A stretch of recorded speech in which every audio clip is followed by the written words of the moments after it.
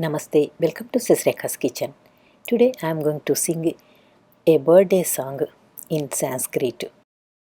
I am going to sing this song for my daughter Shravani's birthday. Shravani, Janmadinasya Subhasayaha.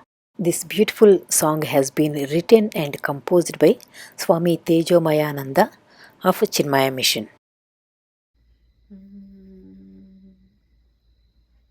जन्मदिनमिदम् ऐ प्रियसखे जन्मदिनमिदं सन्तनोतु ते सर्वदा मुदं जन्मदिनमिदम् ऐ प्रियसखे जन्मदिनमिदं सन्तनोतु ते सर्वदा मुदम् सन्तनोतु ते सर्वदा मुदं प्रार्थयामहे भवसतायुषी प्रार्थयामहे भवसतायुषी ईश्वरः सदा त्वां च रक्षतु जन्मदिनमिदम् ऐ प्रियसखे जन्मदिनमिदं